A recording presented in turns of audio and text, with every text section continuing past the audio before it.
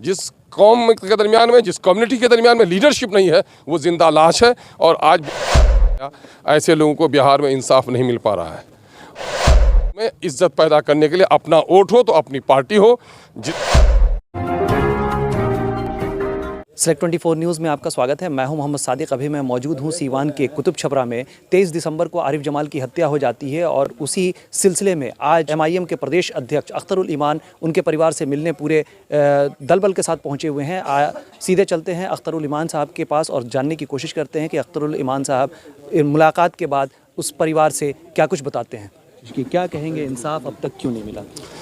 इंसाफ अब तक इनको सिर्फ आरिफ जमाल को नहीं बल्कि सनोबर के कातिलों को भी सज़ा नहीं मिली, गुलनाज के कातिलों को भी सज़ा नहीं मिली।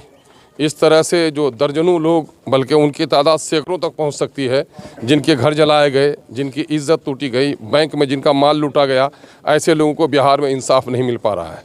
और ये हुकूमत की नाअहली भी है। और बिलखुसूस अगर इस तमाम तर मजालिम को अगर देखेंगे तो जहाँ अक़लियतों पर जुल्म हुआ है, अक़लियतों की इज़्ज़त होती है, वहाँ पुलिस भी कहीं ना कहीं फोहर हो जाती है और सरकार भी कहीं ना कहीं अपनी जिम्मेदारियों को अदा करने में कतराती रहती है। सर, 2024 के इलेक्शन आ रहे हैं, राजनीति का चरम सीमा पर है। मुस्लिम जो है वो तरह तरह के पार्टियों में बटे हुए हैं। क्या इस पे आप अपनी तरफ से लोगों को मैसेज देना चाहेंगे? हम लोग तो इत्तेहाद की दावत लोगों को देते हैं और हम लोग ये कहते हैं कि तारीख़ के औराक पढ़ो, सब ने दिया है तुमको चोट। अगर तुम चाहते हो कि हम अपनी इज़्ज़त लौटाएं तो पूरे आंखें खोल कर देखो। यादव भाइयों के साथ जुल्म होता था, लालू जी ने यादव भाइयों की जमात बनाई, यादवों को ऊपर उठने का मौका मिला।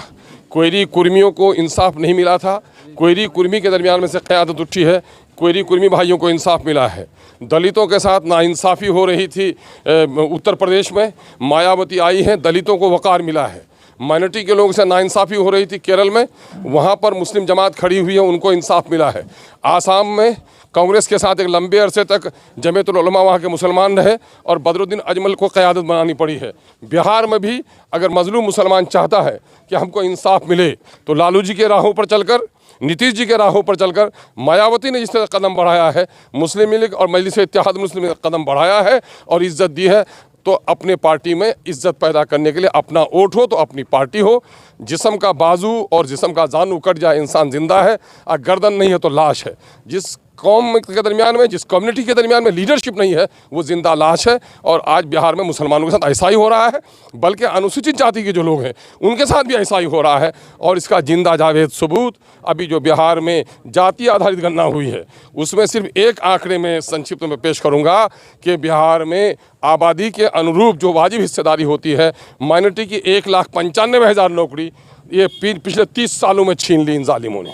और अनुसूचित जाति के लोगों की 1,11,000 नौकरी से उनको वंचित रखा गया। ये मैं नहीं कहता, ये नीतीश बाबू की जाति आधारित जनगणना की रिपोर्ट कहती है।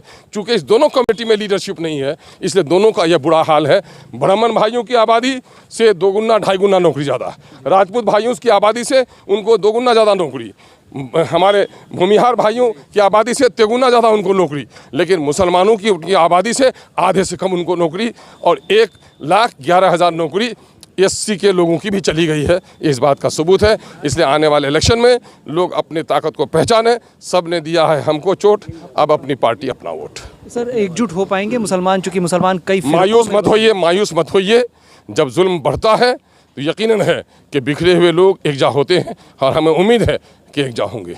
2024 के इलेक्शन बहुत नज़दीक हैं। MIM सर किस तरह की कोशिश कर रही है एकजुट करने के लिए? देखिए, बहुत हम तो पार्टियों के दरमियान में, पॉलिटिकल पार्टियों के दरमियान में हमारी हैसियत दलित की है। हमारे पास वसाइल कम है, संसाधन कम है, हमारे पास लोग कम हैं। हमारे लोगों को अब भी हमारी तरफ से कहीं ना कहीं फुसलाया जाता है, बहकाया जाता है, डराया जाता है, धमकाया जाता है। लेकिन उसके बावजूद भी, इन बातिल हवाओं के बावजूद भी हमने चिराग रोशन किए हैं। हम उम्मीद है कि आने वाले दिनों में लोगों के दिनों से ये खौफ निकलेगा, हमारी पार्टी के लोग करीब आएंगे, हमारी क़यादत मजबूत होगी। अब आरिफ जमाल की हत्या हुई है, आज कई लोगों ने आरिफ जमाल के गैबाने में MIM को ज्वाइन किया है। क्या ये आरिफ जमाल की शहादत को देख करके लोगों में एक जज्बा पैदा हुआ कि MIM को मजबूत करना है? चूँकि आरिफ जमाल ने यहाँ नींव रखी है सीवान में, अगर देखा जाए तो आरिफ जमाल ने ही MIM को खड़ा किया था। मैं ऐसे तमाम दलों को मुबारकबाद देता हूँ। ज्वाइन तो इससे पहले भी किए हैं, लेकिन अगर जुल्म के ख़िलाफ़ अगर साथ देने के लिए लोग हमारे करीब आ रहे हैं तो ऐसे लोगों की जरूरत को मैं सलाम करता हूँ। बहुत शुक्रिया सर। ये तमाम बड़ी खबरों के लिए बने रहे हमारे यूट्यूब चैनल Select 24 न्यूज़ को लाइक, सब्सक्राइब, शेयर ज़रूर करें। साथ ही हमारे फेसबुक पेज को भी लाइक, शेयर, कमेंट करना ना भूलें और हमारे वेबसाइट www.select24news.in पर विजिट ज़रूर करें। सरदर्द, मिर्गी, नशा, भूलने की बीमारी, अत्यधिक गुस्सा आना, घबराहट एवं नस की समस्याओं से अगर आप भी हैं परेशान तो मिलिए शहर के मशहूर साइकाट्रिस्ट डॉक्टर पंकज कुमार गुप्ता से। हमारा पता है डॉक्टर रामाजी चौधरी से 100 कदम पूरब, doctors colony Bahadiya road Siwan. संपर्क नंबर 85 399 43 151। अब आपके शहर सिवान के लक्ष्मीपुर में भरपूर सुविधाओं के साथ hotel select and marriage hall. आपको बता दें 20 अक्टूबर से भारी डिस्काउंट के साथ बुकिंग शुरू है। इसमें आपको मिलेगा फुल्ली एयर कंडीशन, साथ ही बुकिंग के साथ टेंट का सारा सामान जैसे बर्तन और चूल्हा बिल्कुल फ्री। जल्द ही किसी कार्यक्रम को अच्छे वातावरण में करने के लिए बुक करें hotel select and marriage hall. हमारा पता है लक्ष्मीपुर, सिसवन ढाला, सिवान। हमारा संपर्क नंबर है 8797327330। एक बार जरूर पहुंचे और इस भारी डिस्काउंट का लाभ जरूर उठाएं।